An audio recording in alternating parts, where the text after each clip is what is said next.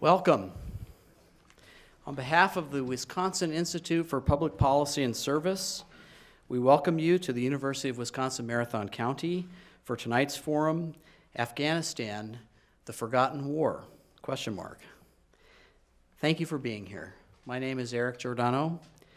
I'm an assistant professor of political science here at the university and the director of the Wisconsin Institute, and I will serve as your host and moderator for this evening.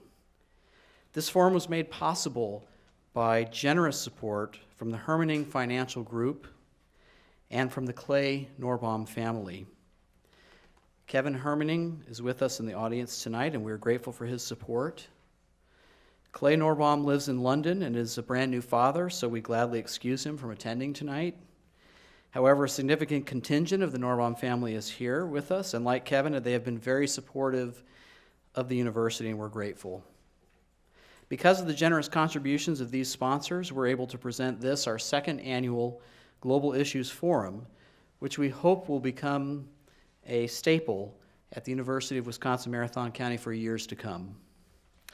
Tonight's forum would not be possible without the hard work of our program associate, Jean Greenwood, University Public Relations Director, Judy Witkoff, our theater technician, Chris Berg, and our incredible student ambassadors, Bao Tao and Rebecca Speltz-Pais, and the ambassador organizational staff, Buck Dietz and Natalie Narad, and finally, our graphic artist in residence, Rose Brust.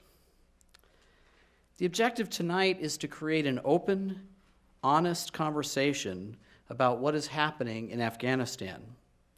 If statements by U.S. presidential hopefuls are any reflection of what the American people want to hear, there is no lack of political support for U.S. military presence in Afghanistan, which, by the way, is now largely under the NATO banner. Unlike Iraq, where a great deal of controversy has attended U.S. troop presence, there has been broad, sustained support both domestically and internationally for our attempts to root out al-Qaeda and the remnant Taliban forces in the aftermath of 9/11, and to help build a stable, democratic society in Afghanistan. Yet we hear little about operations in Afghanistan in the shadow of the Iraq War. It is true that the commitment of U.S. troops and resources to Afghanistan pales in comparison to our commitments in Iraq. Just yesterday, media sources reported that the president will ask for another $200 billion funds for authorization for the war on terror generally, which, if granted, would bring our total Iraq war spending to over $600 billion, while expenses in Afghanistan would total, by comparison, approximately $150 billion. Yet America's long-term strategy in Afghanistan is being questioned. After initial success in Operation Enduring Freedom to combat and oust al-Qaeda and the Taliban regime, there has been a resurgence in Taliban forces and evidence of increasing al-Qaeda activities. After success in establishing a constitution and holding democratic elections for parliament and a president, there has been increasing instability beyond the major urban centers and serious concerns over the current stability of the regime. Despite a concerted effort by coalition forces to eradicate and minimize poppy production, the production of poppies in Afghanistan and the sale of derivative drugs internationally have never been higher. One of our primary targets, Osama bin Laden and his number two, al-Zawahiri, along with many Taliban leaders, remain unaccounted for or at large, many believed to be living unmolested across the border in Pakistan. Meanwhile, extremist insurgents have gained in numbers and organization in recent months and years and have launched a new campaign of terror both within and outside the capital. And we have read about the kidnappings of aid workers this summer and the rise in suicide bombings and other familiar extremist tactics as part of a new offensive in Afghanistan designed to destabilize the current government. So we have three sets of questions tonight. First, what are we doing in Afghanistan? In other words, what is our current strategy? Second, is our strategy working? Are we winning the conflict, and have we made progress towards our objectives? Or are we neglecting Afghanistan because of our other commitments, and most particularly in Iraq? What will be the future of U.S. policy in Afghanistan, and will this likely improve the conditions of this war-torn land? We have the pleasure of listening to three experts and professionals in their respective fields, each with ample qualifications to discuss these questions, to help us understand what America is facing and what we have learned or need to learn about modern-day Afghanistan and our involvement there. Jeff Lee is an associate professor of history at the University of Wisconsin-Marathon County. He teaches courses on the history of the Middle East and terrorism. Niamatola Najumi serves as a cultural advisor to the Department of Defense in the Special Operations Command headquarters in Tampa Bay, Florida. Prior, he worked as a senior fellow at the Center for World Religious Diplomacy and Conflict Resolution Institute and Institute of Conflict Analysis and Resolution at George Mason University. He is a scholar on Central and Southwest Asia and the author of a 2002 publication, The Rise of the Taliban in Afghanistan, Mass Mobilization, Civil War, and the Future of the Region, as well as numerous research papers on the contemporary culture and politics in the region. Najumi has worked as a consultant on Afghanistan with Tufts University and the United States Agency for International Development and the United States Institute of Peace. He is a frequent public speaker on the role of culture in peace and conflict resolution, and is a pioneer in developing conflict resolution methodologies for negotiations between state and non-state actors, and in particular in Central and Southwest Asia, where he has put to practice his ideas.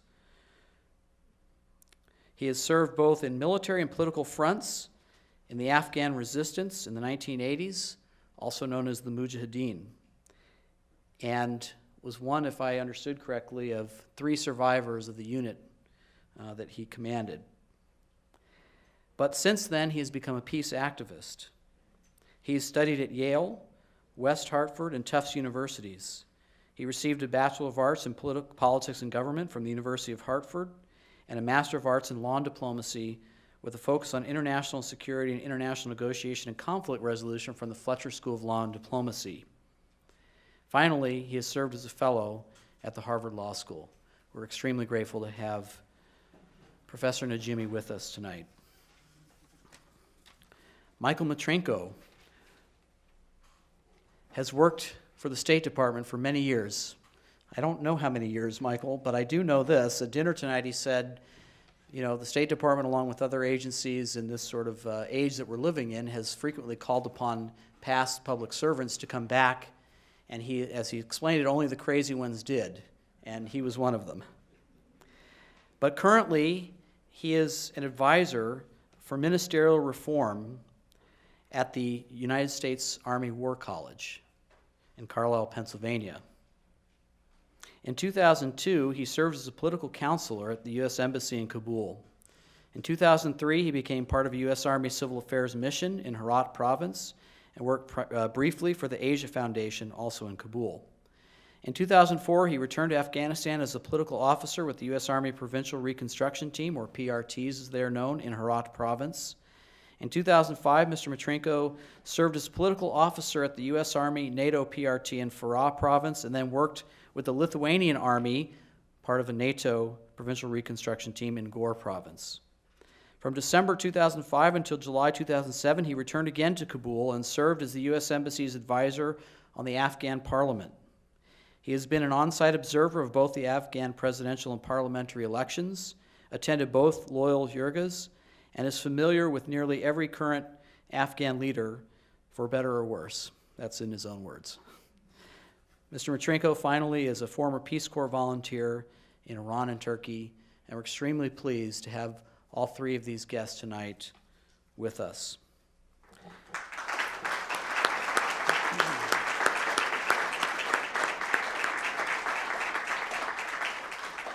A little bit on the format of the presentation tonight, and then a couple of announcements.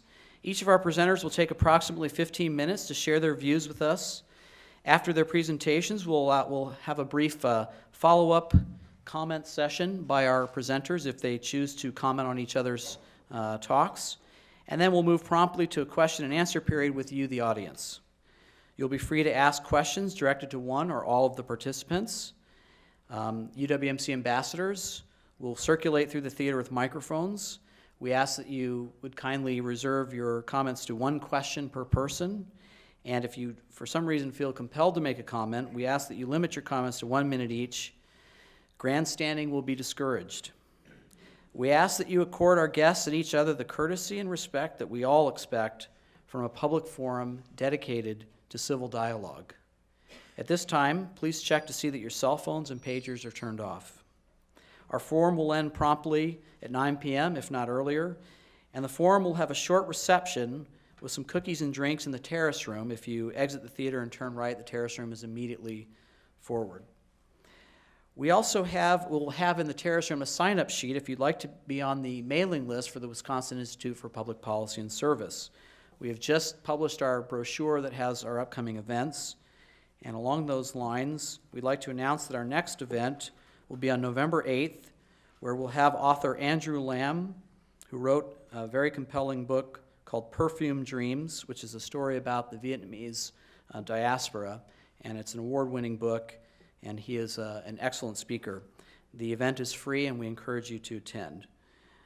At the conclusion of this event, we will have evaluations that our program associate Jean Greenwood and our ambassadors will be handing out. We encourage you to fill out the evaluations. We want to hear back from you on what you thought of the event and what we can do to improve or what type of events you would like to see in the future. Finally, we're just grateful that you're here, and we ask that you enjoy the presentations.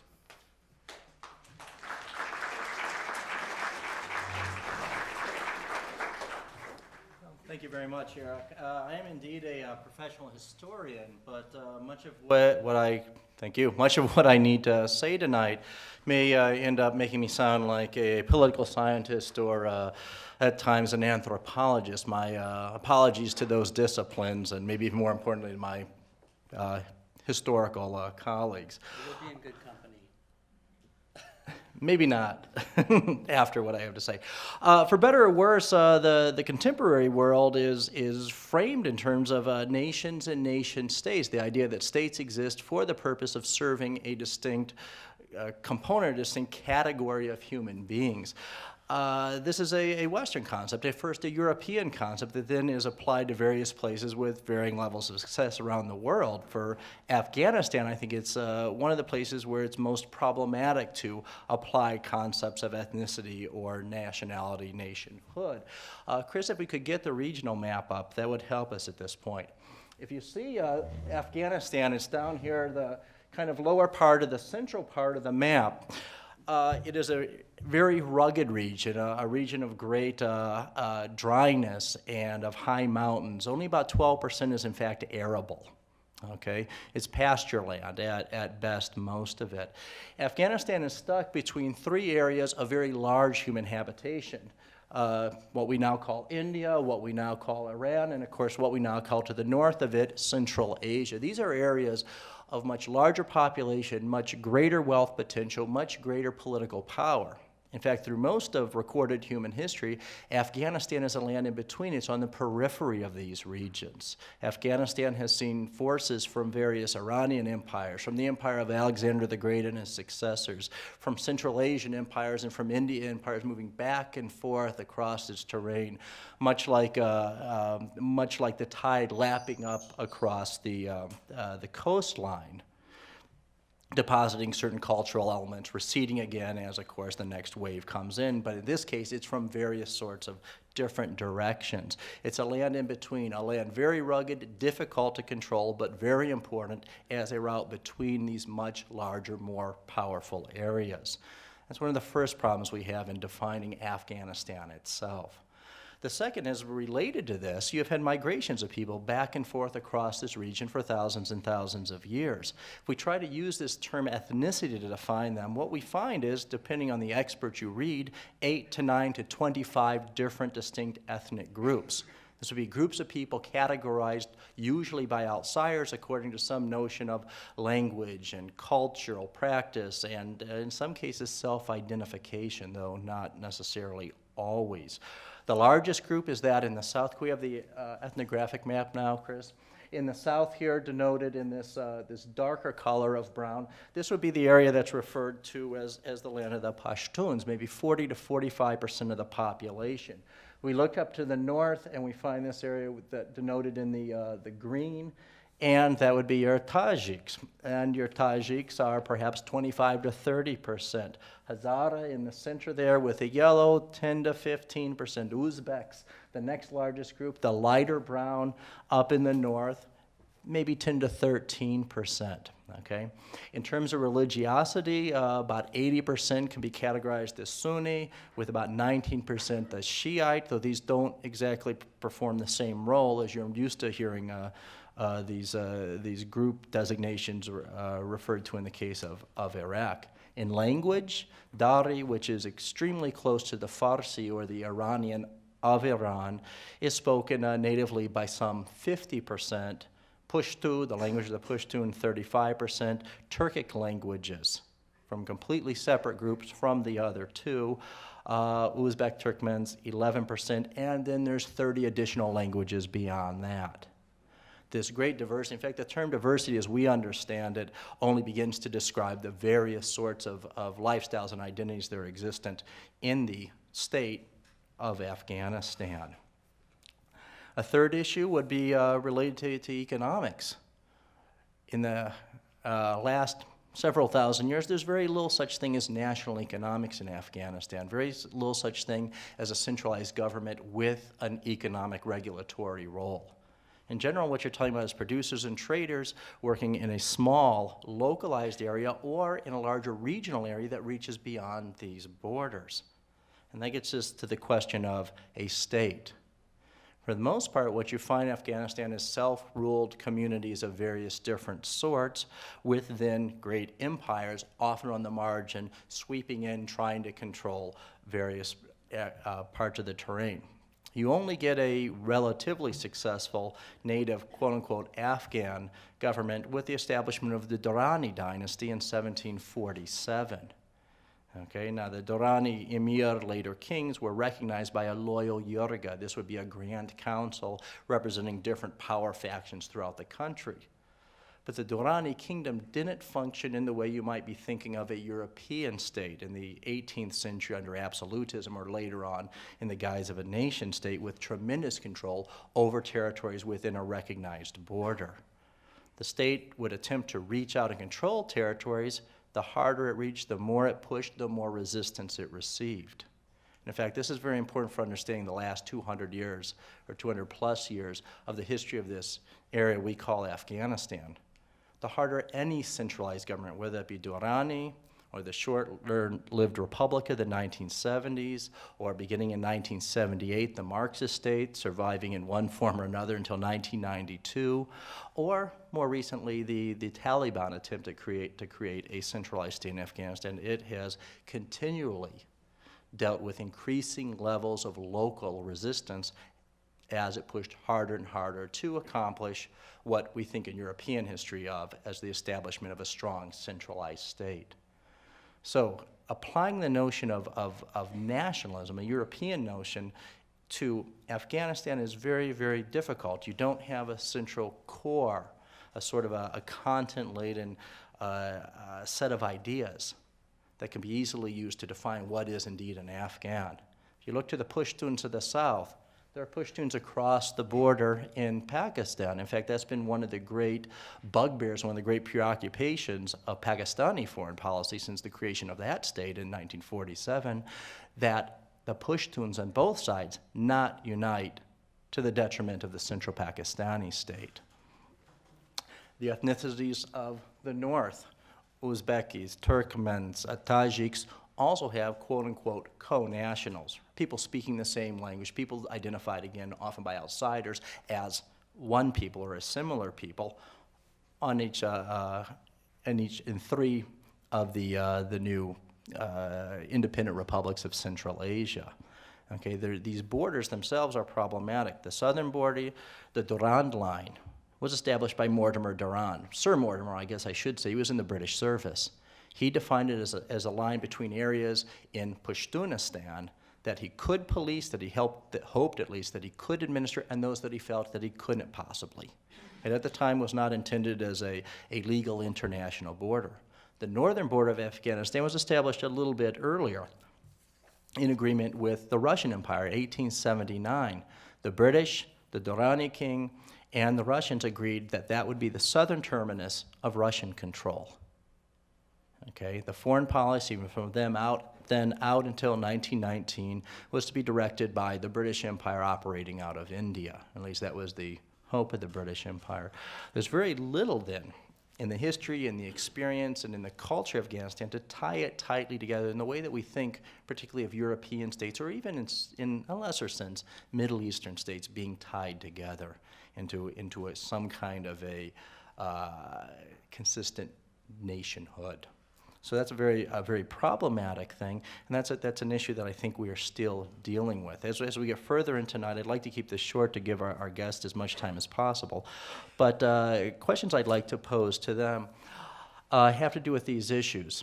Just how far can a centralized state coming out of Kabul, Kandahar, Herat, any of the major cities of Afghanistan, how far can that push to meet its own agendas without creating tremendous amounts of local resistance? If indeed they want to create a nation state out of Afghanistan, what will they use to build it upon? What kinds of traits, what kinds of ideals might they expect at least a large plurality of Afghanis to agree to? And if you indeed want to create a centralized nation state in Afghanistan, how are you going to do it? What do you have at your disposal to accomplish this goal?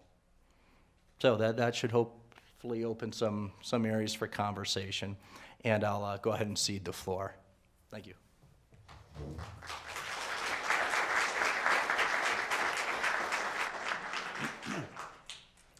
I'm going to start out by posing a question, giving the answer that I just gave outside before I came into the conference. I was asked outside the door why this particular conference, this particular forum, is appropriate or pertinent to what's going on in Wausau today. Why talk about Afghanistan at all? Why talk about such a thing as the Forgotten War? My answer was very short. I said, because the people in Wausau, the people of this school who work, who pay income tax, their money is being used in Afghanistan by the American government, and everyone here is paying a certain amount of their own money from their own pocket to Afghanistan, whether it's to support reconstruction or to pay for the military or the diplomatic presence there. The other reason is that we have about 25,000 American soldiers, men and women, who are in Afghanistan, who get killed there, who get wounded there, who bleed there. These are your brothers, sisters, your children, maybe your parents. It makes the topic of Afghanistan and a forum on Afghanistan applicable right here, right at the school, right downtown. Over the course of the last 6 years that we've been in Afghanistan, a great many American soldiers have been there. Many have been wounded. Many have had problems there. Many have come home safely. But it looks like they're going to be continuing to go there for quite a while, and you're going to pay for it, whether it's in your emotion, whether it's in the blood of your families and friends, or whether it's out of your pockets. So the forum is particularly appropriate, I think, for every American, but specifically here. I want to talk about Afghanistan, not its history. We've just had a very excellent summary of recent Afghan political history, but based on what I've seen with my own eyes as an American who's visited and served there. The first time I went to Afghanistan was in the year 1971. I was in the Peace Corps in Iran. We had a very, very long spring break holiday, and I was then living on near the Iraqi border part of Iran. I traveled all the way to Mashhad, crossed the border, and spent a week in the Afghan city of Herat, 1971. For those who remember the 1970s, drugs were a major part of our culture. I spent 1 week in Herat, stoned out of my mind. I don't remember a thing about it, but I know I was there physically. I have the marks in my passport. Went back to Iran, The next time I visited Afghanistan was in 1995. I had long since dropped any use of controlled substances, of course, because I was a government official. But I went back in 1995 because my position then at the Department of State, I was an office director in the Bureau of Refugees and Migration. I was responsible for approximately 1/3 of the world for funding all refugee-related projects. That included the whole Middle East, South Asia, and Europe. In my portfolio, I had Afghanistan, the Afghan refugee situation. I spent one day in Jalalabad. This is the period when the Taliban were taking Kabul, when they were actually fighting physically for Kabul. And a very large refugee camp had been set up down in the south, near the city of Jalalabad, to house people running out of Kabul. Now, I've been to hundreds of refugee camps in my career. This was a different refugee camp. It was, of course, mud. Refugee camps are always built in the mud, even when it's dry outside. Mud and stone and sand and tents that were collapsing and clinics under tents and long lines of people standing and trying to get food. And the people who were in the camp, the men and women there, looked very westernized. Who they were the bureaucrats, the others, the teachers, the sort of middle class who were running away from the Taliban. I saw a great many women trying to maneuver through the mud and the stones, still wearing their high heels and their office dresses.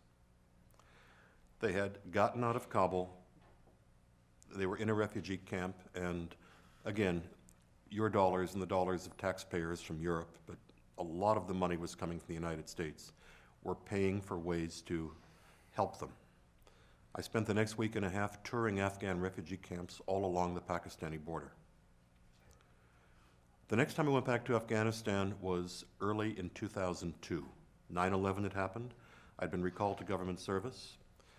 And because I was one of the few living diplomats who could still speak Farsi, and the Department of State needed people desperately who could speak Persian to go to Afghanistan, they asked me to go back, and I was given 3 different positions in Afghanistan that first year. Now, remember that 9/11 happened, the actual military operation started in October, and our embassy reopened in Kabul, or we opened the doors of the embassy on December 17th of 2001. I got there about 2 weeks later. I was given the choice of being there for the opening or waiting for 2 weeks. What the State Department didn't know when I was given the choice was that my foot was in a cast. I had just had an operation, and I knew that if I went into the State Department with my foot in a cast, they would tell me I couldn't go. So I said I need 2 more weeks, and I stayed home. But when I got to Kabul in the year 2002, January, I had 3 positions. I was named political consular, head of the political section of the embassy. I was the economic consular, head of the economic section. I was also head of the consular section. I headed about 1/2 of the embassy operations there. I was the only one at the time who spoke Farsi in the embassy, except, of course, for local employees.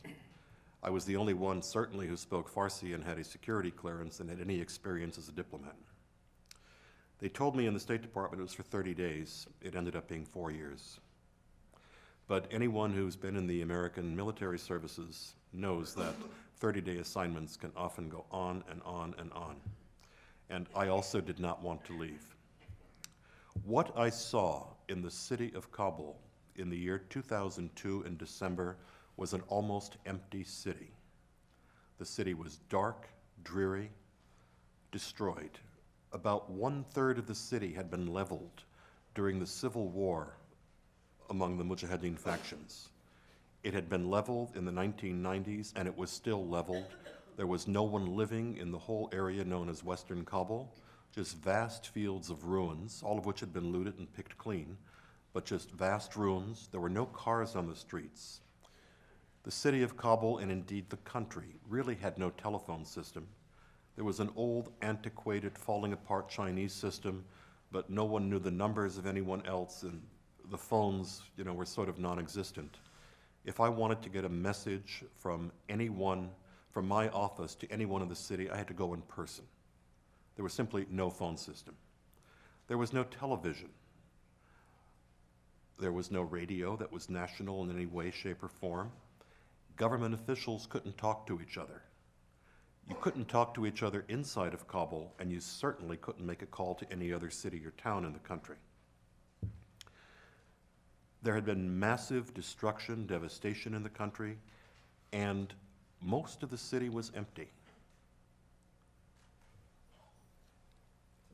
At the time, the government that was put into power, the interim president was Hamid Karzai, and a large number of Afghan warlords came in. Afghans who had fought against the Taliban came in and were given positions.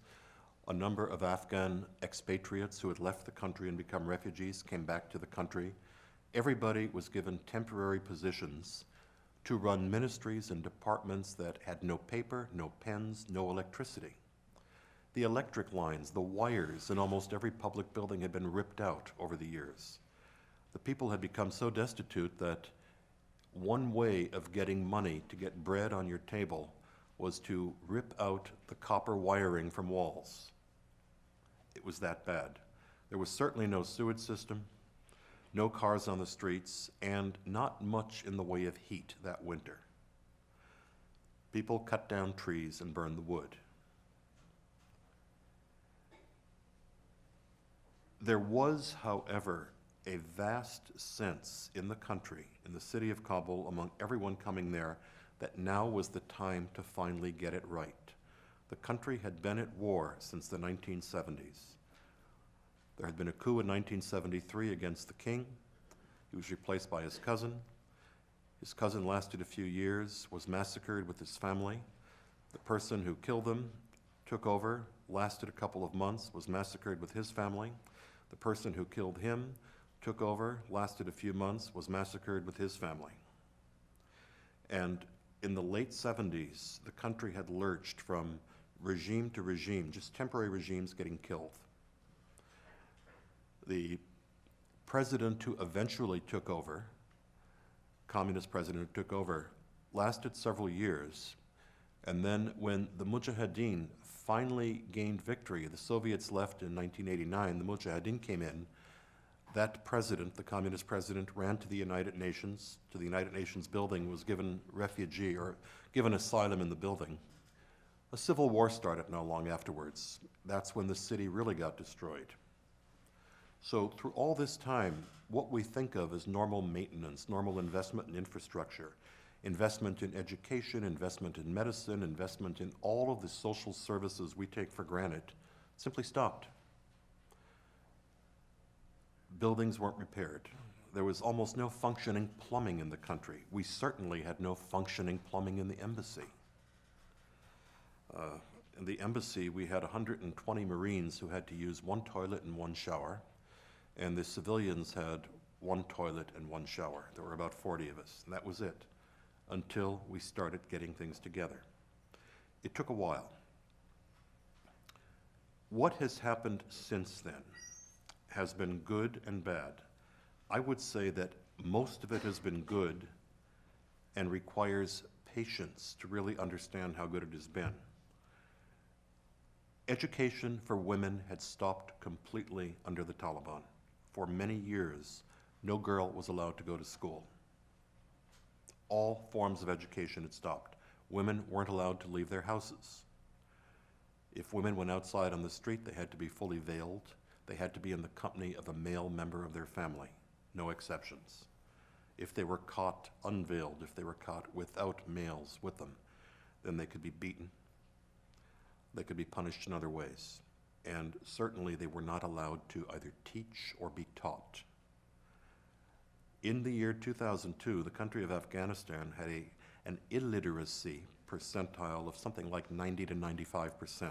Now imagine this, if you have 100 people, only 4 or 5 can read street signs. Only 4 or 5 can read a prescription. Only 4 or 5 can write a letter out of 100 people. Only 4 or 5 can open a book, open a magazine. The country had slipped into almost total oblivion. It was a dark country with very, very little contact with the rest of the world. No radio, no TV, no communication. And things that had happened in the rest of the world over the late 70s, 80s, 90s were simply unknown in Afghanistan, things that we take very much for granted. What has happened since then? Well, in March of the year 2002, 2 months after I got there, the first day of school. First day of school is traditionally March 21st, which the Iranians celebrate as New Year, the Afghans celebrate as New Year, the first day of spring. For the first time in many years, not thousands, but hundreds of thousands of young girls went to school for the first time in years. And you could go out on the streets and just see large crowds of children, but lots and lots of young girls walking alone, walking in little groups with little book bags, going to school for the first time. To give you an example of how many this meant, in Herat province, there were, in the year 2003, the statistics were that there were 220,000 students in the school system. In the first class, there were 100,000, the first grade of school. In the second grade of school, there were 100,000. From grades 3 through 12, 20,000. Because schooling had stopped, and suddenly the young kids were allowed to go to school again. Education had stopped. Today, 5 years later, several million, many millions of children have gone back to school, and the illiteracy rate has dropped precipitously. It's now about 70% instead of 95%. And a great many women have gone back to school, adult women especially, adult education. Married women have gone back to school. There are literacy classes all over the place, and there is an incredible hunger for education. The universities are filled, and the students have real books, real subjects, real teachers, and real hope that they can continue their educations. Communication. There was no communication. I'd have to go to other people's houses and leave notes. If somebody came to the embassy and wanted to see me, they'd arrive at the front gate because we didn't have a working phone system. They would ask one of the gate guards if they could find me, and maybe 15 or 20 minutes later, or maybe never, I'd find out that there was somebody waiting for me at the gate. So I moved my office to the front gate of the embassy and basically stood outside for the next couple of months, dealing with people right on the street. Today, I can take my cell phone out of my pocket, direct dial almost any town or city in Afghanistan.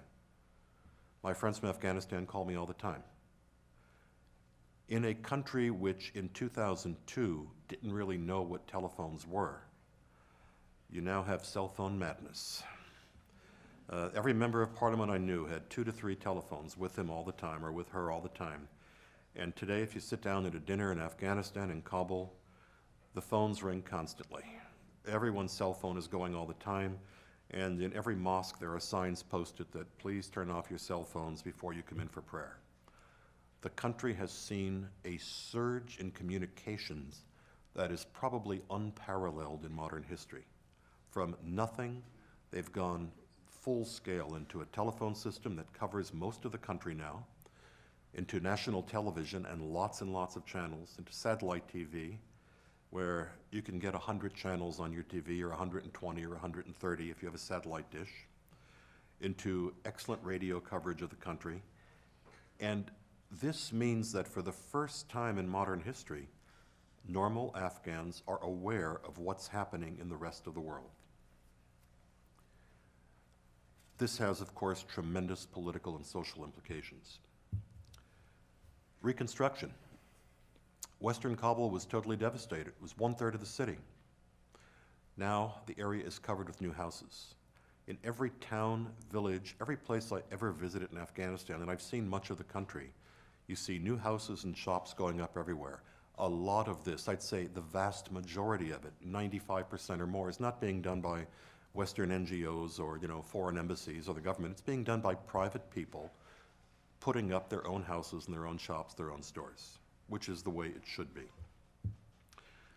Afghanistan in the year 2002 had a government that we basically installed. The Western community installed it.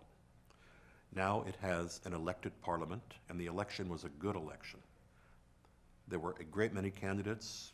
There are now 248 members of the lower house of parliament and 102 in the upper house, and they are very active, and the debates are superb. It is wonderful political theater to go to the parliament and listen to the debates. and they talk about every subject under the sun. And they talk about what the country is, what it means, what is Islam, what is democracy, what do we need, what should the government be doing. And they've made the president of Afghanistan absolutely terrified, by the way. We have a presidency, a president who's been elected. Freely elected, there were 17 people in the runoff for the election. President Karzai won. He's facing another election in another year and a half. Parliament in a year after that. There's a constitution. A constitution which on paper is excellent. In practice, sometimes it's obeyed, sometimes it's not, but every member of parliament carries a small handbook, a copy of the Constitution in his pocket. And in every debate, they'll whip out the handbook and say, according to Article 63, it says this. And this is all televised nationally all the time. There is a constitution. Refugees have returned. A couple of million Afghans, several million have come back from other countries. They were living in Iran, in Pakistan. They were living in Western Europe. They were living in the United States. Many, many have gone back. Certainly the vast majority of those in Pakistan and Iran have gone back. And they are causing tremendous political ferment in the country. The people who used to rule Afghanistan, I like to think of it as medieval or early Renaissance Italy, where lots of little warlords and princelings and dukes and counts and this and that lived in little enclaves on hilltops and ran things for the peasants. Well, that was the case in Afghanistan under much of the country's rule. And today it's no longer so true. In fact, it's nowhere near so true. The number of people who can claim autonomy and who rule, an area has dropped to almost nothing. Not almost nothing, it's considerably dropped. And Afghans no longer have to go to the local warlord if they want to send their son or daughter to school, if they want to get medical attention, if they want to go looking for a job. They can very often go to a government clinic or an NGO clinic. They can go to a public school. They go off to the universities. So for me, there has been tremendous progress. When I think of some of the trauma that America went through, starting with the American Revolution, we tried a government for a number of years, decided it didn't work, reformed, had another assembly, made a new government. We had a second war with England, 1812, and the Constitution that we originally wrote never really got implemented until the Civil War with emancipation. And even then, women still had no rights. Indians had no real rights. I would say that it took us more than 200 years to fully implement the American Constitution, and we're still working at it. The Afghans have a great constitution. It will take a long time to fully implement it, but the words are there and people refer to it and talk about it all the time. Lastly, the American presence and the foreign presence in Afghanistan, do they want us there or not? I'm of two minds about that. I would like to think that we've been there long enough. I'm a realist. We probably haven't been. Over and over, in thousands and thousands of hours of sitting on the floor and talking about Afghanistan with Afghan families, with Afghan friends, with all the members of parliament, because I was out every night with parliamentarians just sitting and talking with them. They almost all say, even those who don't like America, and there are many who do not like America, they always say, you have to stay until we get our act together. If you leave now, we'll go back to a civil war. You have to stay for a while. And my answer was, we'll stay until we help you stand up, and then we want to go home because there's not an American I know of who wants to occupy this country. We're here because we work for the government. We're here because we have a duty here. Nobody here wants a piece of your land. Your neighbors will take care of that over time. We don't want your land. We don't want your territory. We want to help you set it up and then leave because you're too expensive, too far away for us to control. And they buy that. How long we're going to be there, I don't know. It depends on other events, things that happen in the region, how long it will take the Afghans to basically stand on their own feet. I will only mention 3 massive problems that are still going on and require attention. One, of course, is the insurgency. There are lots of enemies to the state of Afghanistan. There are lots of people who want power and they want to get it by violent means. Whether they are drug lords, Taliban, smugglers, whether it's a result of tribal feuding or religious or political belief, you have all of that thrown together. You have the drug problem. As Dr. Giordano said, more than 90% of the illegal heroin and opium in the world comes from Afghanistan.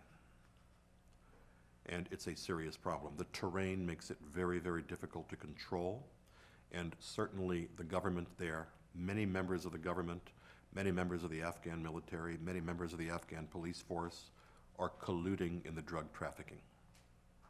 Otherwise, it would not be happening. And lastly, the problem of corruption, endemic corruption throughout the society. Many, many government officials, military officials, police officials are on the take. There are reasons for it. I'm a government official, or I was. I got paid a pretty good salary. I knew that with my salary, I could send people to university, I could buy a house, I could buy a car, and I knew that I had a guaranteed pension when I finished government service. I didn't have to be corrupt. I could ignore attempts at bribing me. I could ignore attempts at giving me gifts because I didn't need them. My salary took care of all that. There is no Afghan in the country in public service, no policeman, no soldier, no school teacher, no nurse, no doctor who gets enough money from his official salary to live.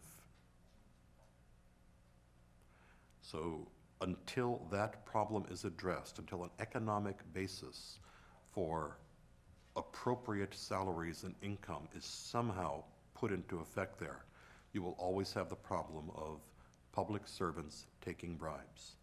Because if they leave public service, they have no pensions. So if they want to provide food for their families, to have a house, then they have to take bribes. I will not judge Afghan officials about corruption, only if they take too much, and some of them do. I'll be happy to answer any questions down the road. Thank you.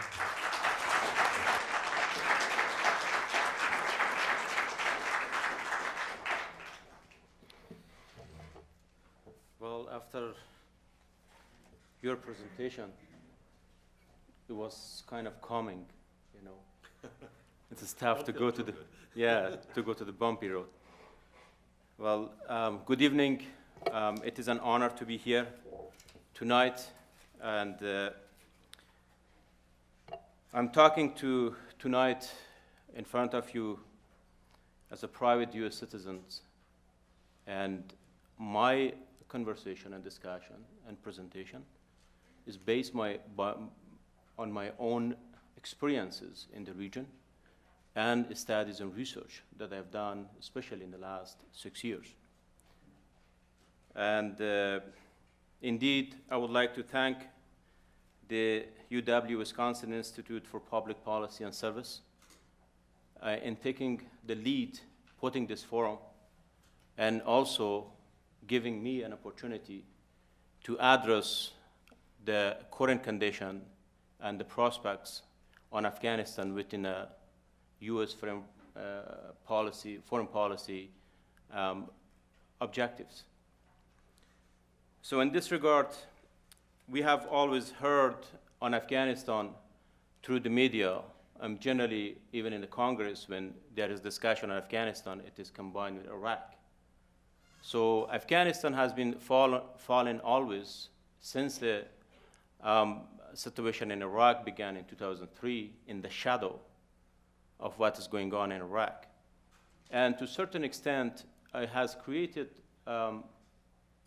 significant amount of confusion in the mind of public in the United States, because there are Shia and Sunnis in Afghanistan, there are different ethnic groups in Afghanistan, and there are various different local discontinuities in Afghanistan, there are regional issues. So, and there are, and our men and women in uniform getting the hit on the streets and mountains and the villages of that country. So what really makes different here, that through our discussion, that Afghanistan presents a very, very different case than Iraq. It is like comparing apples and oranges, or in the case of Afghanistan, there are some similarity in certain aspects, and there are so many differences.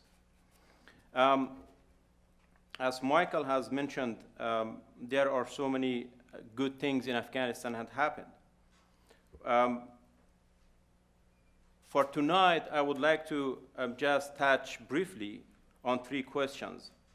Generally, in what stage are we in Afghanistan, that Michael has elaborated eloquently on various different aspects of it, and why Taliban are back, and what can be done. So generally, when the whole case of Afghanistan came to United States or in front of the American people, not by choice.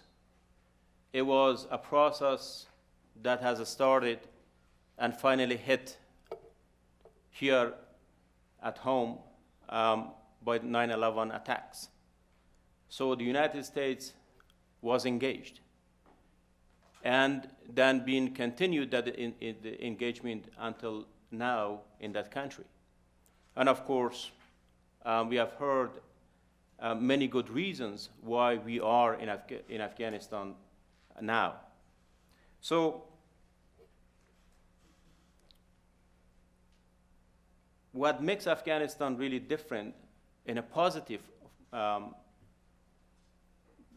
a positive perspective or positively, is the fact that when the United States, when our troops went into Afghanistan and international community came to the country, they were not faced rebellions or national insurgency. And Afghanistan was not turned into another Yugoslavia.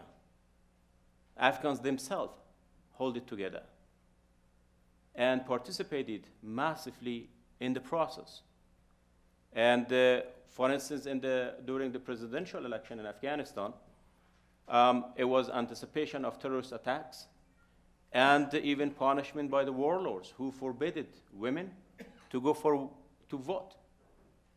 Millions of Afghans, men and women, especially women, they sat in a truck and drove all the way to the voting booths and voted for a president. Then we had a constitution was built and a parliament put in place.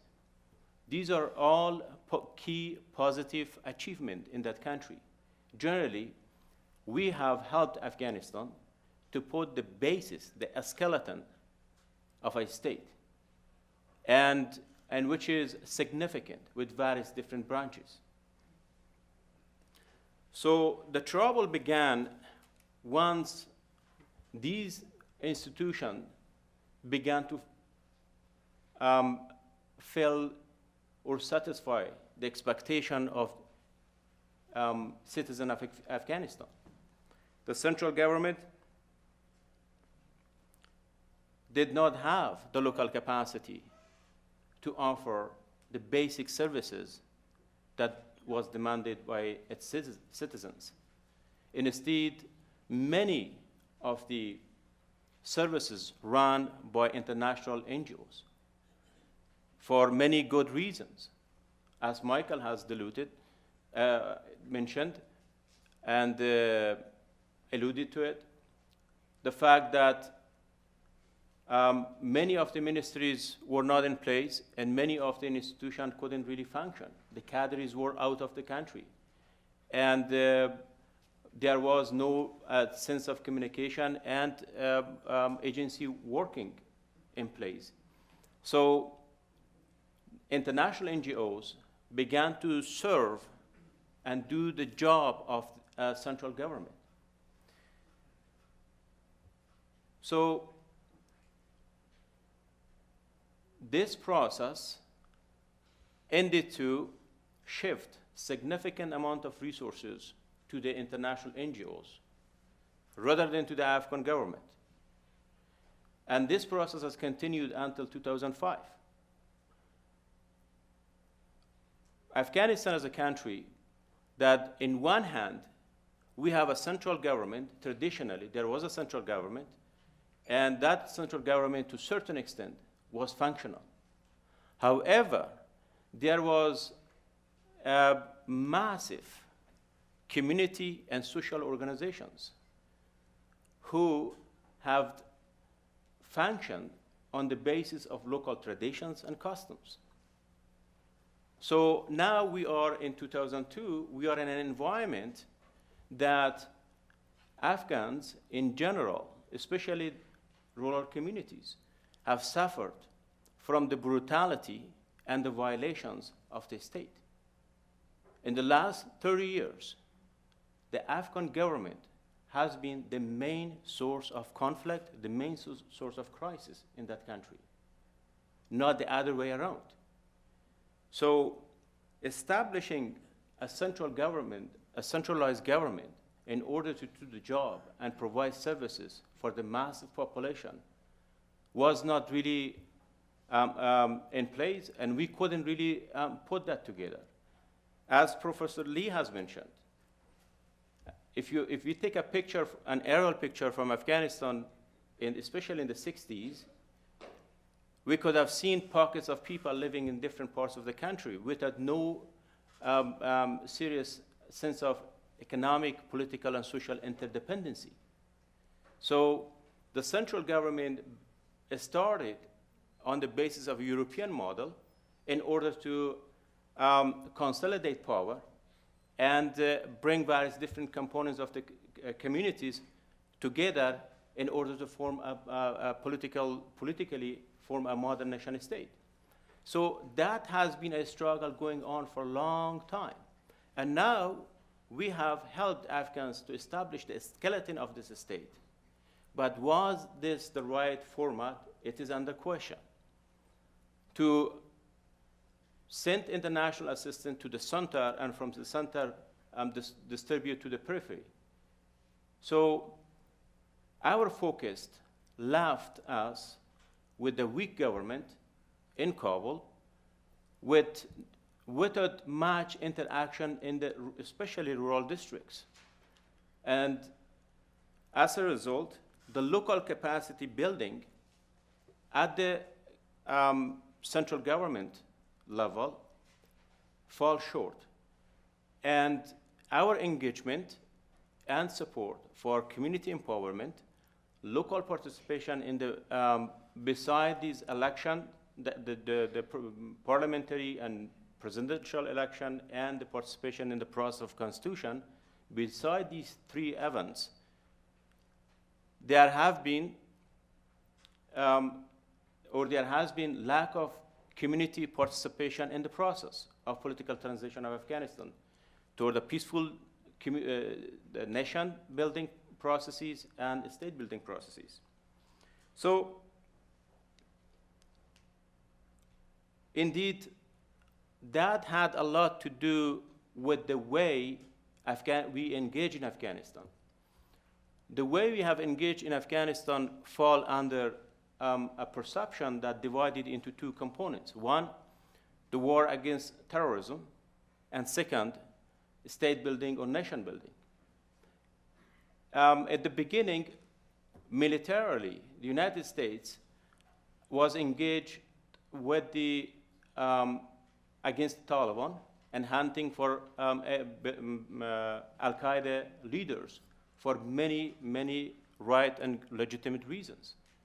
And international security forces participated by various different countries, especially Europeans, formed an international security forces for Afghanistan, stationed only in Kabul. In a post-conflict environment, there has been always significant need to look at the picture of a nation or a country in a much broader perspective. In the case of Afghanistan, there was significant needs for international presence at the provincial level. So once the Iraq started, the Iraq operation and the situation in Iraq, Afghanistan kind of pushed to the side in certain levels. The Afghan government received only until a year or 2 years ago a small portion of the international assistance to Afghanistan. Most assistance went through the NGOs who really worked in Afghanistan hard. And Afghanistan is a tough, as we have seen on the map, it's a tough terrain, and it is not an easy place to work. And they have done a lot of work in various different fronts. But they helped Afghanistan and international community, especially under the leadership of the United States, to get out of humanitarian crisis, to the point to start developmental, strategic developmental projects and building infrastructure and building the economy and supporting broader stability and helping people to have a sense of security and community. So we fall short and short and short on this area. In many parts of the rural Afghanistan, I had the opportunity in the last 5 and 6 years to visit over 20 different provinces and sit with thousands of families, thousands of households and government officials, community leaders, religious leaders, and also engage directly with the donors and the international community. So at the end, for instance, some of the studies that we did in 2004, we have found, even I was surprised with the finding of the studies, that there are massive misperception about many different issues. For instance, if the international community, or the way they have defined it, security for international community, the United States and the European and the national NGOs, meant the safety of their operation in a given area. And insecurity defined by the number of attacks on their operations, projects, and vehicles and personnel. For the Afghans, it had a completely different meaning. For instance, in an area that there was no attack against the international community operation, the local Afghans were brutalized by the warlords. So their rights were violated. I do remember in 2003, the spring of 2003, I went to the north, I entered to a village. There was a massacre of entire family the night before. When I asked the police, do you know who did it? He said, yeah. I said, why you're not arresting them? He said, I can't even show it to you. He brought me to the window. He said, look at those two guys, and they are carrying an AK-47s. They are the one who did it. I said, send your police. He said, I sent my police. They arrested my police, and they are in their jail. We don't know about their situation yet. I don't have the authority. I don't have the power, the facility, the equipment. He said, he had 24 soldiers, but 6 rifles and 2 rounds of magazines. While the militias controlling, they had depots of ammunition and weapons. So the disarmament, there have been projects in the form of disarmament and mobilization of militias into communities and normal process, peaceful process. However, rural Afghanistan hasn't been really changed much. Instead, an economy that is based mostly on opium, it is a criminal economy, which is a transition from the war economy into a criminal economy, took place. And it has contributed significantly to the private reconstruction of houses and buildings and many other facilities in different parts of the country.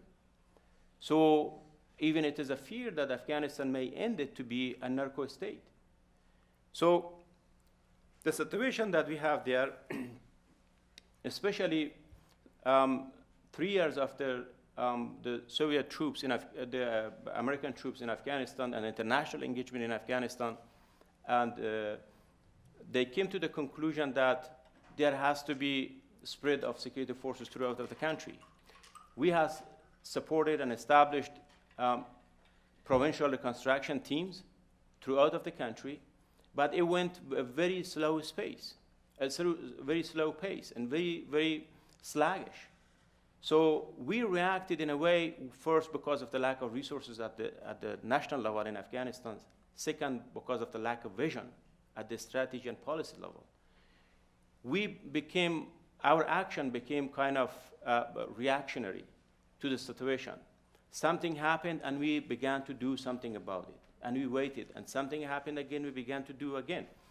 So, in my opinion, we have been engaged in a very peculiar, very specific learning process that has given us a lot of, teaching us a lot of lessons.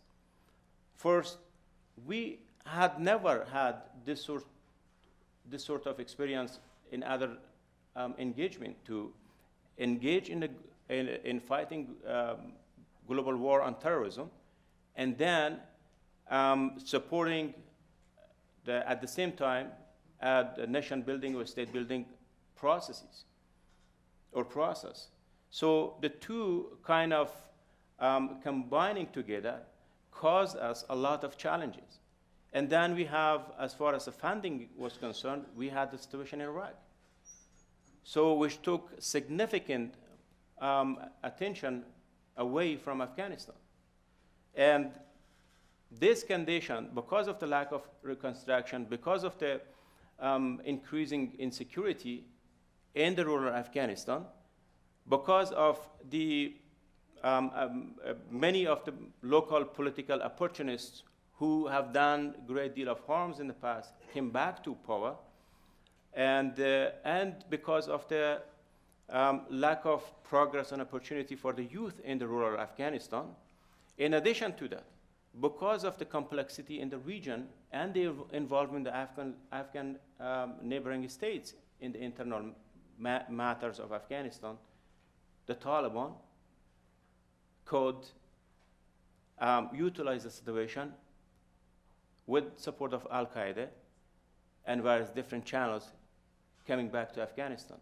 And they have launched suicide bombing, which has been against the tradition of Afghan tradition, has been against the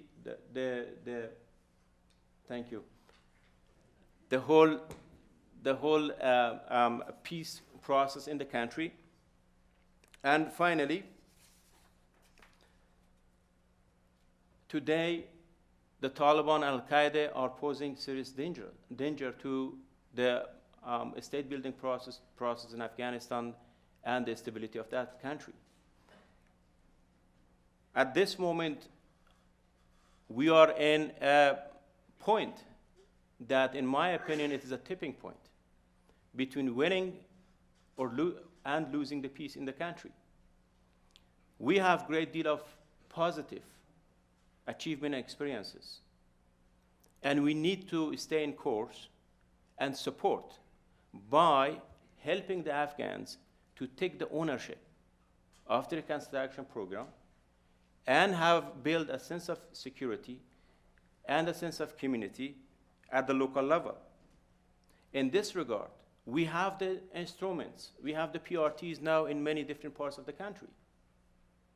So PRTs, if they have but they are short of resources.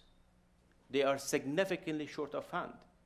If they can operate as they were mandated to support or enhance security environment and governance, and let the Afghans, with the international NGOs and community, do the reconstruction and go forward, I do believe there is a possibility, a great possibility, to transfer Afghanistan into a prosperous examples, not only for the Islamic world, but for the international community for post-conflict intervention.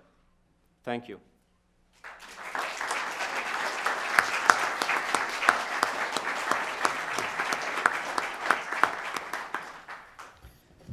think at this point, if there's any comments that any of our panelists have related to what you've heard from your fellow panelists. I guess I could start.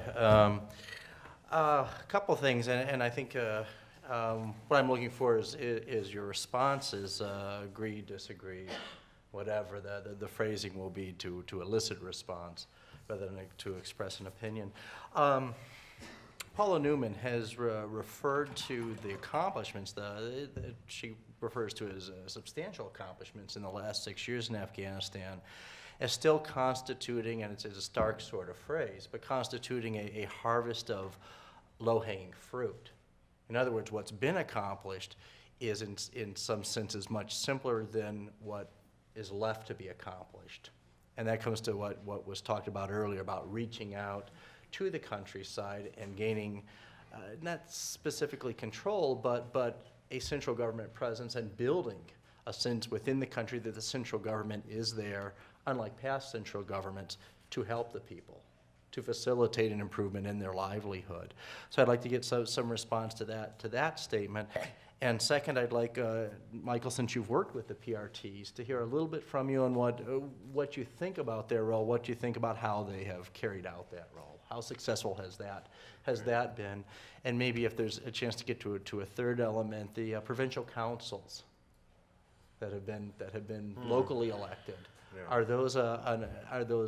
Have they proven to be an effective institution or set of institutions? And second, are they designed to be an important set of institutions? Is the structure sufficient? Let me talk about what a PRT is and how well they do or do not function. A PRT, Provincial Reconstruction Team, is a collection of military and civilians, foreign, who are responsible for watching and helping the security of an area and for coordinating international assistance into redevelopment projects in an area, and also, because they have funds of their own, to doing projects in an area that will help the local school system, the local clinic system, the local road system, any sort of public welfare projects. The men and women who serve at PRTs are supposed to get to know their area well. They're supposed to develop relationships, the local government structure, the local NGO structure, the local government structure in general, and to meet the leaders and the opinion makers of the area. I would say that the results have been a strong C plus, maybe. I wouldn't give it a B or an A. The problem has been that it was a new concept. It started out in Afghanistan, got extended to Iraq. But the people assigned to PRTs are almost without exception not language qualified. There are very, very few American diplomats or American soldiers who speak Dari or Pashto. Very, very few. You can count them on, the fingers of two hands altogether. And they're not always in Afghanistan. Certainly when I was at the I served twice at the PRT in Herat, once in Farah, and once in Gore province, all with different groups of people. In all cases, I was the only one who had language capability. And I'm talking about having served with about 500 different people. I was the only one who could speak Farsi. They use interpreters, and that's a mixed blessing. You get a little. Interpreting constantly means that you cannot really have a successful meeting. You can't really reach out and communicate well because you're doing everything through a translator who has his own baggage and his own qualifications or lack of to deal with. Because it was a new concept, the people who came to the PRTs originally or in the beginning were not trained to do the work. Imagine how difficult it would be if you brought in 10 foreigners, put them in the center of Wasa and said, okay, we're going to give you $1 million to do development projects in Wasa. Would they have any idea what was needed here? It would take them quite a while of living here. And if you gave them a deadline and said, well, you have 1 month to design projects and none of you speak English, so go out and figure out what the people of Wasa need and, do projects for the next 8 months because then you're leaving. How good would it really be? I mean, you might get something, you know, something done, a park or something, but it would not be tremendously effective. Well, that's how we went into Afghanistan, with that no language capability, very little understanding of what the people of the country really needed, and everybody who wanted something built in their backyard coming and saying, oh, you really should build this bridge connecting my field to my fields across the river. So I'm kind of a cynic about PRTs. The amount of money that the PRT in Herat province had to spend on development projects in the city of Herat was nothing compared to what the city of Herat had to spend on them. So I'm quite cynical about it. Where we were good was in relations with the local government authorities, watching them, making sure they didn't get too outrageous, and in some cases doing security patrols. Because, as a couple of people have said already, the Afghan police and the Afghan military were very, very basic, untrained, unpaid, couldn't get out and do jobs because they simply didn't have the force or the, the sort of authority to implement law. But it's amazing what a patrol of American soldiers or German soldiers can do to keep things on the street quiet. But, so the results were maybe a C+ for the PRTs. I think they're getting better. Now they have a far more expertise. The training is better. There's a bit more in the way of language qualification. And there's now an established way to deal with local governments, local welfare organizations, local NGOs to spend money intelligently. Although if I were to give you a list of the ways some of your tax dollars were spent, you would secede from the United States. There was a lot of embarrassment about some of the projects that were done, but a lot of good projects too. There was another question, just let me take a little bit more time, because Dr. Giordano asked the question in the beginning, how effective could a central government really be, and how do you create a centralized state? The form of government in every country is a product of the country's history, the culture, the traditions, the philosophy, the religion, and the country's location. You cannot design a form of government like a house diagram and simply plant it in somebody else's region. It doesn't work that way. The Afghans in the last 30 years have experienced a royal family, a Shah with a long tradition, the Durrani family that Jeff Lee mentioned. The Shah, by the way, without willing to offend anybody, was incredibly incompetent and incredibly corrupt, and basically nobody missed him when he was tossed out. So that was the Durrani family, the last of them. They then went from there to a coup by one of the cousins of the Shah. They then went through a series of sort of rapidly disappearing communist regimes, then went into a government run by the Mujahideen, then went into a religious theocracy. So as one Afghan from Herat once told me, we've tried everything else in my lifetime. Now we'll try what you want us to do as a democracy, and we'll see if this works. And if it doesn't work, we'll throw it out and start over again.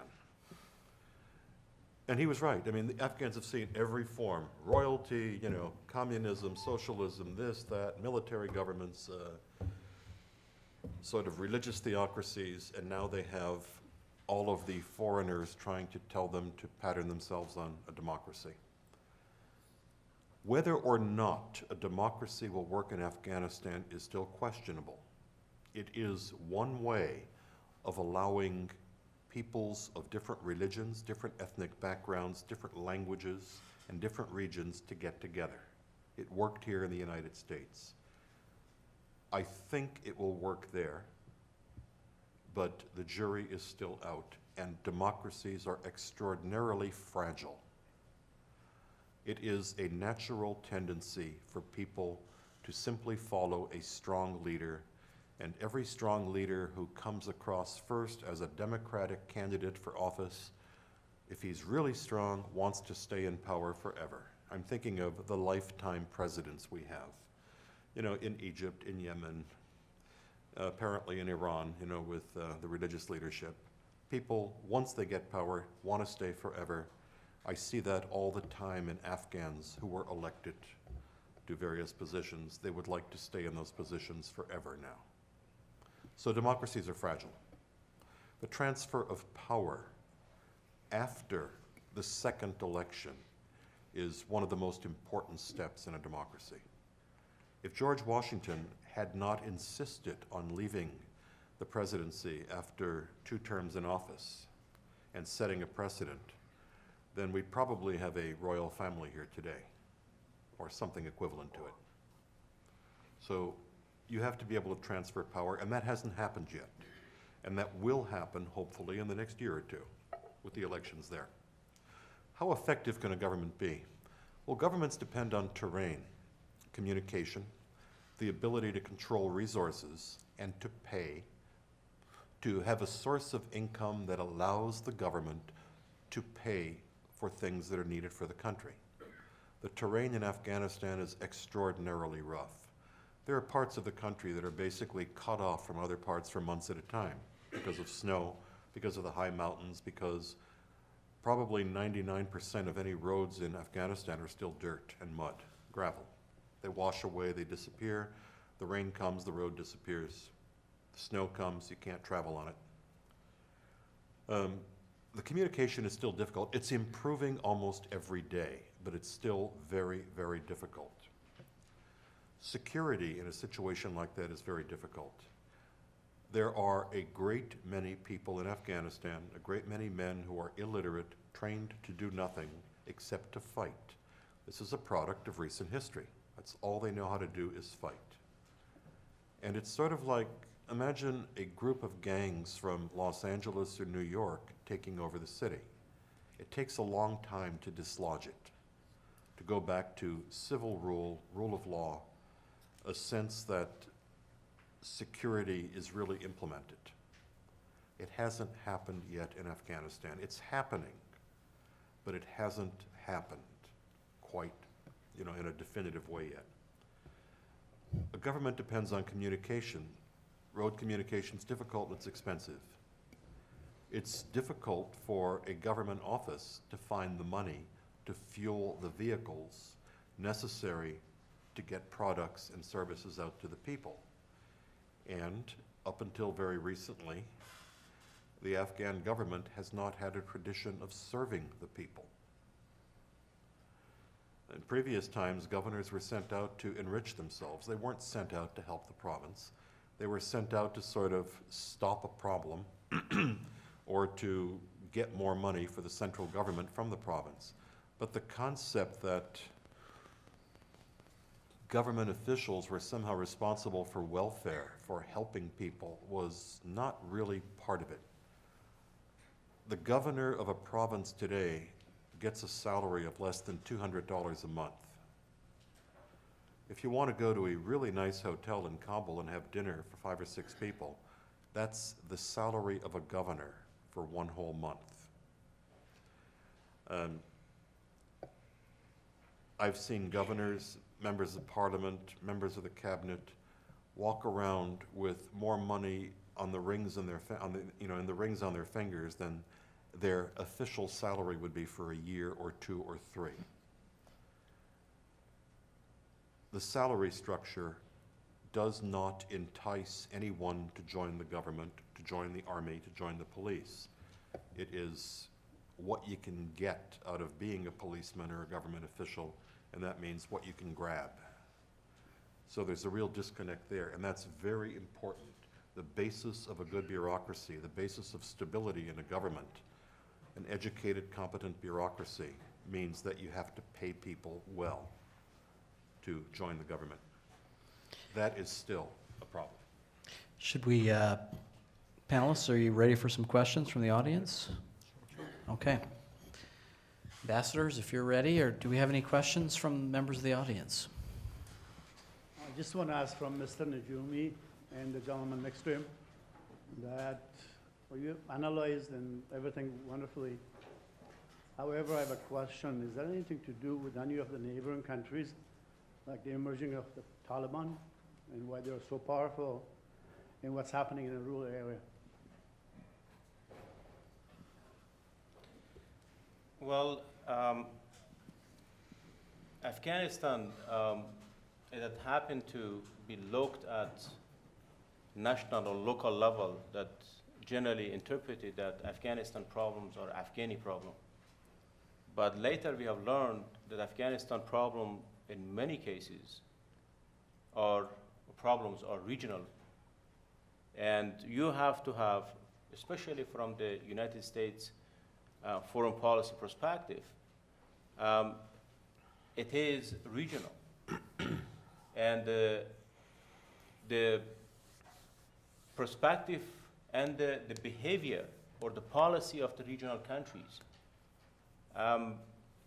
has been contributing to insecurity and security of Afghanistan.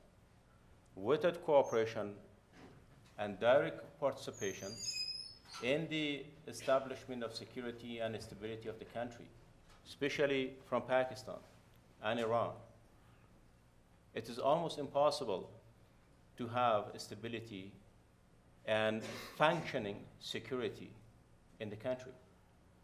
So indeed, the parliament or the establishment of parliament in Afghanistan, it is a new experience. It has been in the past, but was very different. In the past, members of the parliament, they were more selective rather than elected. They were selected by the king or higher authority or the status quo. This time, they were selected at the local level. But indeed, many of the members of the parliament are the leaders or involved in various different violations. And many of them belong to the former political parties, armed political parties, who are involved in fighting and destroying Kabul and many other cities. So at least what is there, which is significant for the United States foreign policy, is the process that has started in 2002. And that process is going on. Not really the people or the person or the individuals who are in this process. If this process goes through the direction that can filterize itself, that is an excellent news for Afghans and for the United States. And this is really what everybody is hoping for. And unfortunately, there are some problems, and one of the problems, it comes to the whole perspective at the strategic level and policy level that we have looked at Afghanistan. Our policy and international community policy on Afghanistan was based on a model of a state that was originated in the West. Means a state in that country, in Afghanistan, generally being defined as a central government. While central government is one institution of a state, there are many other social, political, and tribal organizations over there. So the regional component, because of the globalization aspect, the international components is there. For instance, the drug cartels in that area. It wasn't like that. And now there are international actors who are benefiting, or regional especially actors who are benefiting from this drug industry in Afghanistan. Only a small fraction of the 90% of opium being produced worldwide in that country goes to the Afghan farmers. The rest are shared between the status quo in Afghanistan, in Pakistan, in Iran, in the former Soviet republics, and many other organizations and entities that are involved. So it goes back to the discussion that we had before. Is a strong central government possible in Afghanistan? Can a central government bring democracy We don't have any other examples in the world that there is a central government which successfully has brought democracy to its own people. Democracy brought to people. In Afghanistan, we have a weak central government and vast majority of people who are living the majority in the rural districts. They have traditions, they have different systems, different understanding of state and society and authority and legitimacy. So there has been a contentious relationship between state and society.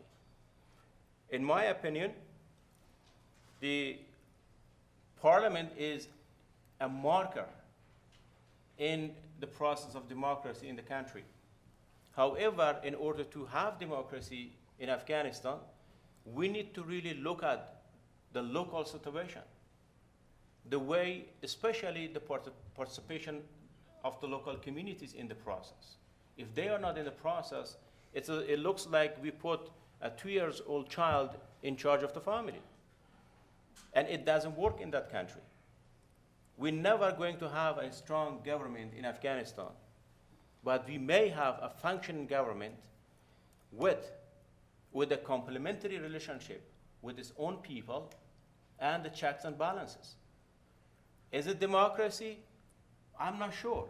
Probably we need to define democracy differently, based on the local needs of Afghans, based on their perception and definition of democracy. If a functioning government, not a strong authoritarian government, and communities that are empowered and have a good relationship and can keep the government accountable, functions in that country, that is something I do believe is achievable.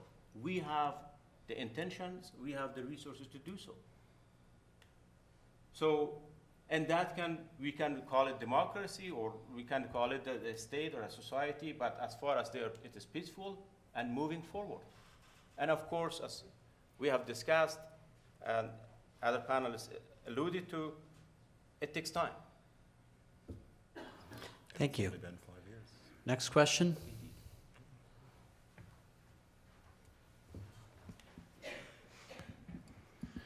Yes, you made a good case for why the U.S. should continue to provide aid to Afghanistan. I'm really concerned about that because the Pakistani government does not seem stable.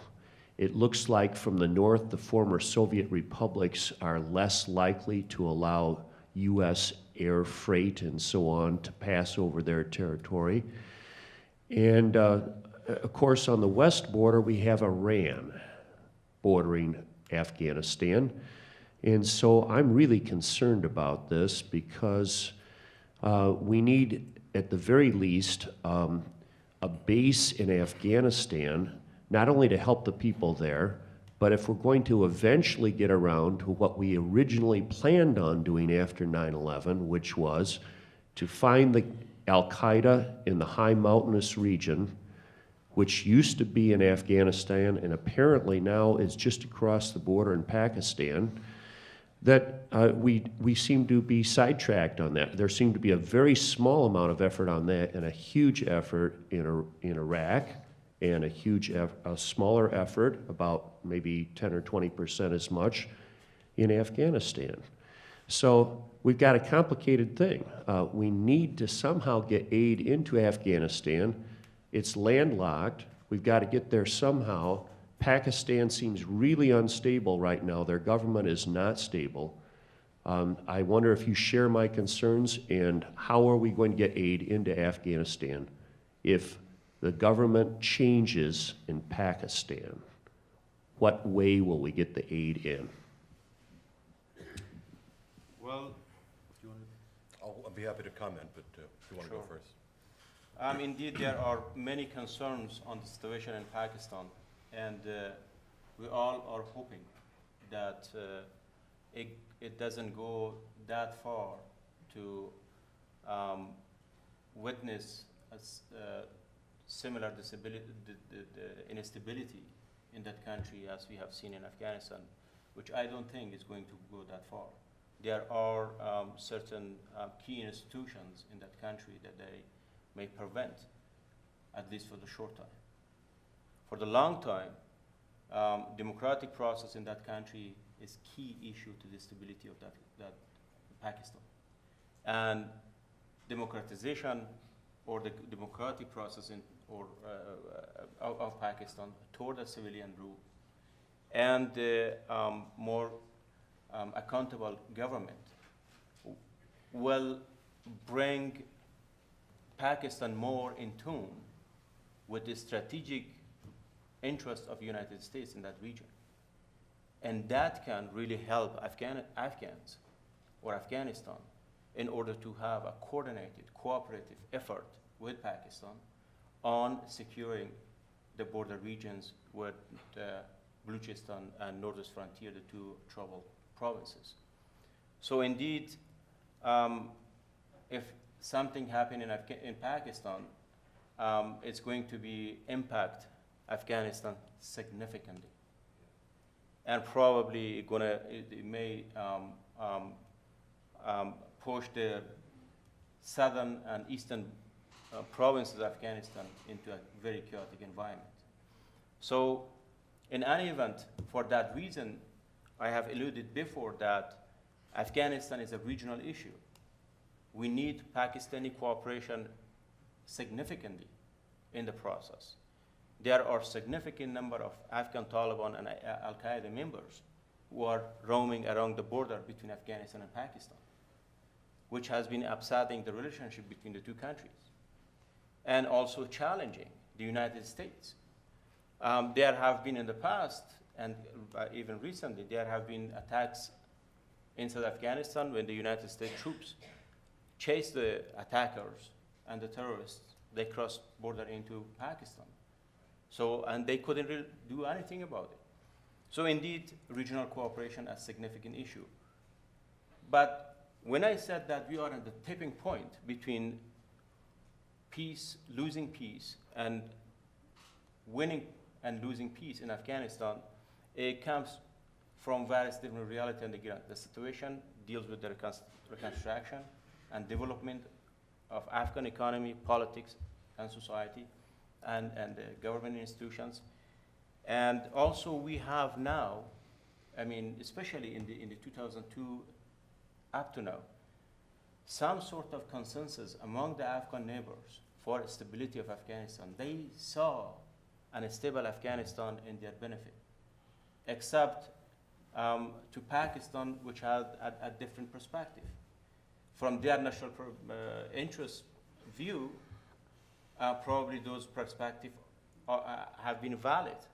But when you are looking from the United States regional interests, they are contradicting the way the Pakistani leadership or certain element within the Pakistani government behaved. However, the six years engagement in Afghanistan has given us and the region a lot of lessons. So there are more intention now and to pay attention to the situation in Afghanistan, despite the challenges that we are facing in Iraq. However, to deal with this, a significant strategic long-term commitment is needed. And this is exactly the point, at this time, that we need a mid-shift policy toward Afghanistan, to pay attention at the society and the government while working with the regional partners in order to stabilize the situation. Let me just add a couple of comments about that. You're right, the region is extremely volatile. All of the countries there are in sort of bubbling status politically, bubbling or boiling. On the wall of the embassy in Kabul, when we opened up the old embassy, we found a big old plaque in one of the corridors, big brass plaque, beautifully engraved, and it was a plaque of gratitude and thanks from the American embassy staff in Islamabad to the American embassy staff in Kabul for having given the American diplomats from Pakistan refuge during problems in Pakistan. It looked very funny in 2002. It no longer looks so funny.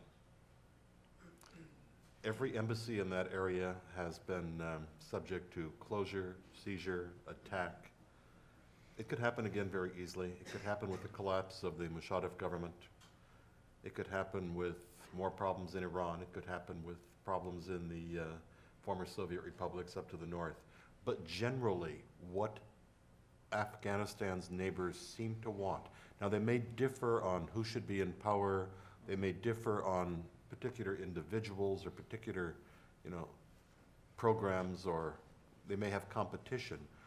But what they all seem to want is that Afghanistan be stable.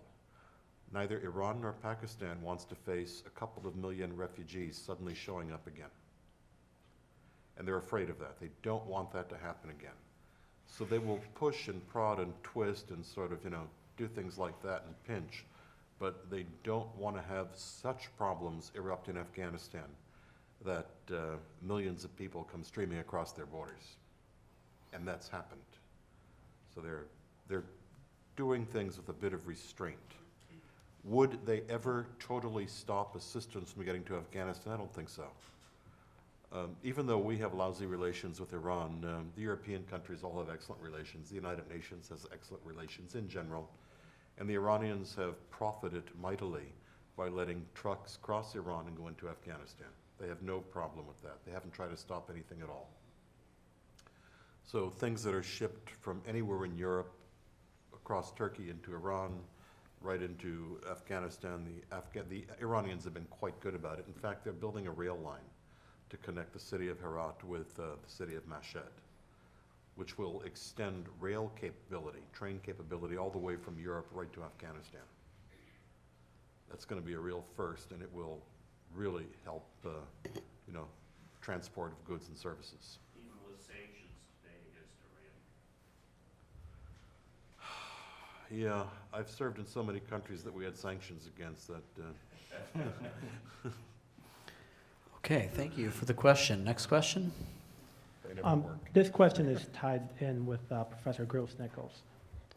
During his September 15, 2006 press conference, President Bush asserted his belief that sending special operation units into Pakistan to disrupt the al-Qaeda leadership was a strategy that would not work because of the inherent risk to our personnel. President Bush added that he was reluctant to dispatch thousands of troops into the region because he said that Pakistan was a sovereign nation. In other words, our military can't dispatch a few troops into Pakistan because administration officials think it's too risky, and we can't dispatch a lot of troops because President Musharraf doesn't approve.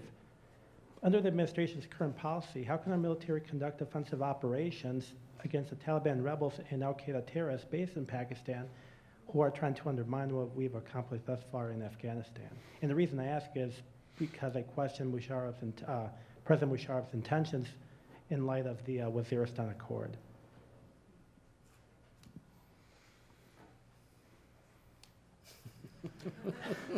That area is awful for military operations. It's some of the roughest terrain in the world. When what we call al-Qaeda, what we call the Taliban, what we call smugglers, drug barons, whatever, have absolutely great bases of operation spread all across the mountain area that serve as the border regions of Pakistan and Afghanistan. I never think of the border there as a line, sort of crossing the bridge to go to Canada. I think of the border as an area. And certainly the people who live in those areas don't think of it as a line. It sort of merges and melds into each other. Sending American troops into that border area is very risky, would certainly cause a huge outburst in Pakistan, which would make the impact or the effect of a single military operation very counterproductive. It would probably result in such an emotional outburst in Pakistan itself from the population that it would negate whatever small benefit came from capturing this person or that person. It would probably or quite possibly result in another attack on the embassy in Islamabad, which happened before when they tried to burn it down in '79, things of that sort. We're dealing in an area where national sort of emotion runs very high, both in the sense of ethnic emotion and in the sense of the greater nation. And people react to things with emotion and violence. Musharraf is in power, but he is having a very rough time right now in his own country. I don't know if you saw this week's edition of Newsweek, but on the cover it describes Pakistan as the most dangerous country, I guess, in the world right now, or one of them. I would certainly agree with that. There are tremendous problems that Musharraf and the government are facing. And it's not a time when sending American Special Operations Forces into Pakistan is going to help Pakistan. In fact, it might bring down the whole house of cards. That happens a lot, unfortunately. Over and over, I've seen military operations in Afghanistan aimed at getting a person or getting a cache of weapons secured, which resulted in such an outburst locally that it was counterproductive. It just made more enemies and caused a chain reaction of violence. Okay, thank you. As you know, there is a majority of the American public who is questioning the United States' rule in Iraq. If that results in a change, a significant change in the role of the United States in Iraq, what effect, if any, will that have upon Afghanistan?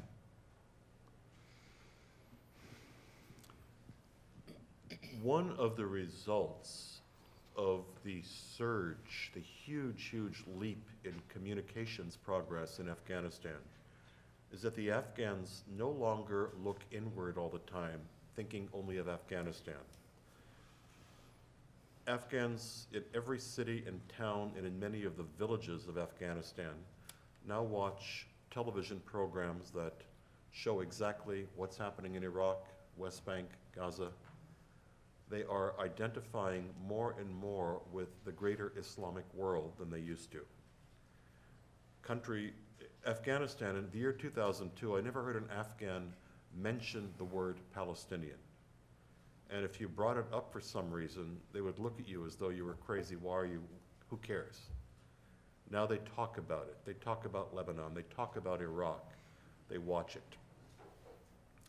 The political fallout, if we withdrew from Iraq, it would make the Afghans think that we had lost in Iraq in many ways. They would see it as a sign that we might not be able to be dependent on to stay in Afghanistan as long as we were needed there.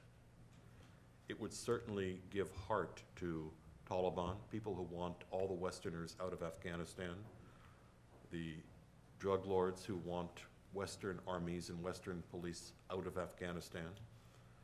It would certainly make the Iranians happy, because it would seem as though we had suffered a major defeat, and in that part of the world, loss of face, loss of prestige is construed as a major defeat. On the other hand, it would release resources, both people, material, and money, that could be used in Afghanistan, which still has, despite all of its problems, the potential for becoming a real showplace for what the West can do when it wants to really help a country. So it's going to have, if we pull out of Iraq, it's going to have a mixture of, a mixed impact on Afghanistan, good and bad, Okay. I think. I think we have time for one more question.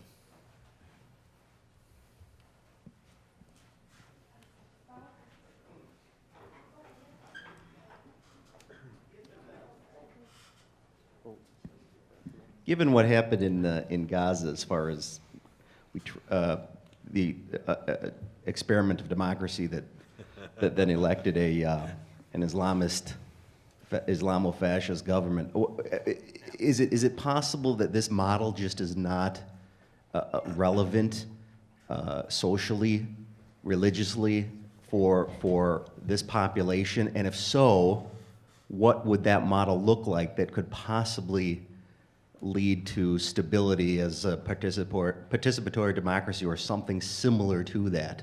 Or is it just basically a pipe dream and it's never going to happen? Who would you like to be the victim of that question? Let me, okay, start. Indeed, the will of the people has to be respected. That is something that we believed as a nation here, and it's enshrined in our Constitution and the way we practice and the way we live. Indeed, when you are talking about Gaza and comparing with Afghanistan or places like Afghanistan, Gaza really doesn't offer anything. First of all, Afghanistan is a country that the traditions, local traditions, after 30 years of war and the domination of the communist regime or communist groups and the Islamist groups, and especially the Taliban, is still in practice.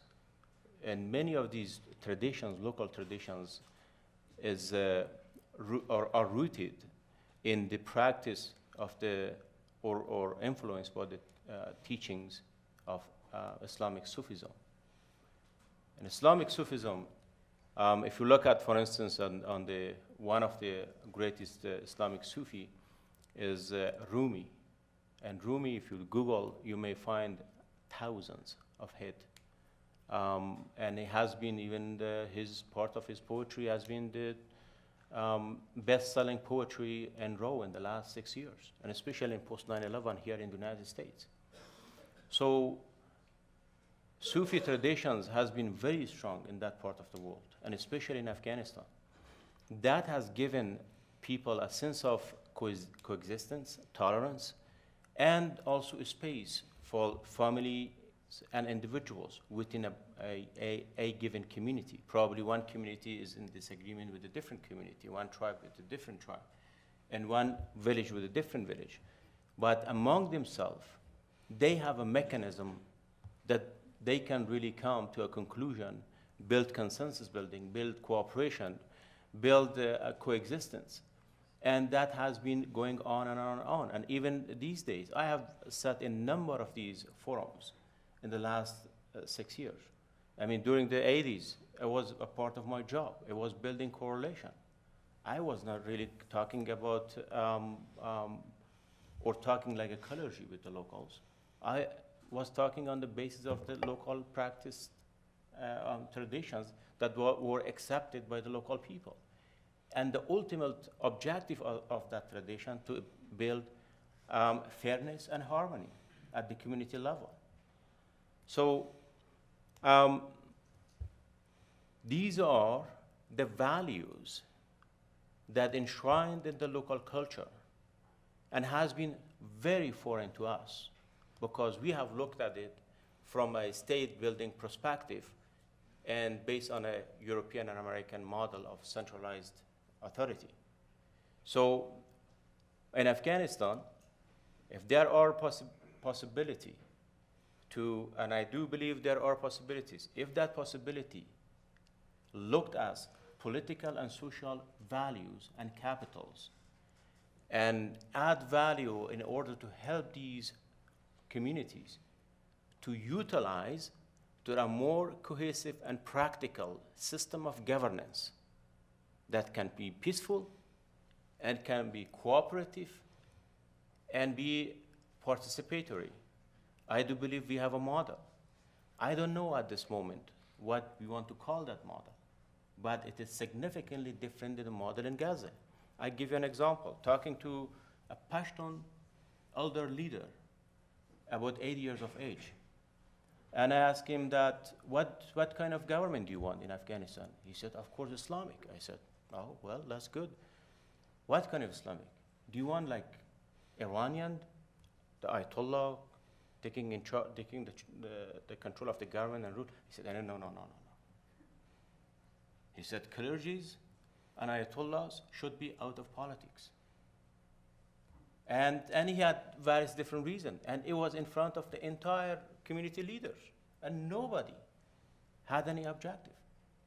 However, in the last 30 years because of the madrasas being built in Pakistan, because the international community or funds, one way or the other, went to the support of Islamist groups, and because the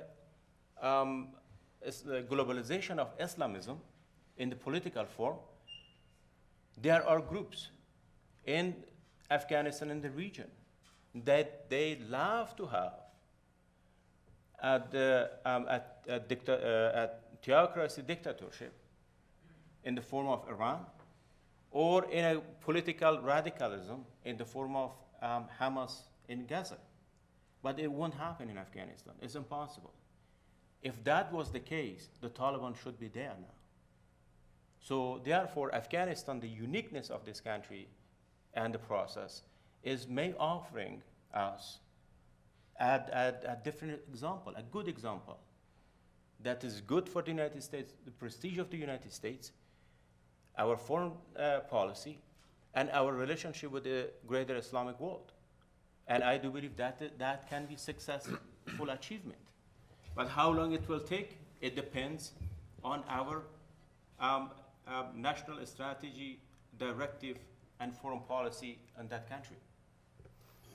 Let me just add something to that. If you were asking the question, I served 4 years in Israel and I dealt with Gaza every day, so I used to know it very well. If you're asking the question of if the Afghans elect someone or elect members of the government who are so odious that we can't deal with them, what would we do? Well, they have and we do. The parliament is filled with people who are, not everyone by a long shot, but the parliament had a very significant percentage of people we would call murderers in it. People I would eat with at night had hands stained with so much blood you could just about see it on them.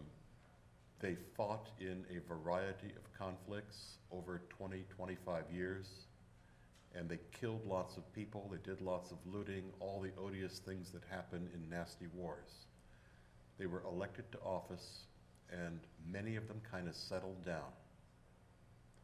One of the reasons that Karzai was selected as the interim president was because he was one of the very, very, very few leaders who hadn't killed anybody. So everybody could agree that he was okay because there were no blood feuds against him. He hadn't physically gone out and decimated somebody else's family. Just about everybody else in the leadership has, including people in the cabinet. We deal with them. They are the products of their times. If the Soviets had not invaded in 1979, the people we call human rights violators today would have gone on to school, university, law school, been CEOs of local businesses, run carpet factories, and been, landlords. Instead, they got handed a major invasion of their country and a reaction to the invasion that cost more than 1 million Afghans their lives. We deal with them. They represent the country. Now, if they did it today and came into office, if they went out and murdered, 1,000 people or rocketed one of their own cities and came into office, would we still deal with them? That's the difference. I don't know. Maybe not. But it's unlikely they would win an election if they tried it today and then ran for, office a year from now. But yeah, it's very possible to have daily relations, daily government relations, and to give assistance money to somebody who has personally executed, assassinated, and killed a large number of people. It's what we were working with. But again, I only judge them if they do a recent crime. I won't judge them for crimes committed in that long, long 20-plus years of civil war and insurrection and everything else. Okay, I think we'll take this time to, first of all, say to all those who asked questions and came tonight, thank you very much for your participation. For those of you who didn't get to ask questions, we're going to have a brief chance to interact with the panelists in the terrace room. You go out of this door here, turn right, straight ahead. We'll have some refreshments. and you're welcome to come and talk and continue the conversation. But I'd very much like to thank our panelists for taking the time to come here. They were excellent. Thank you.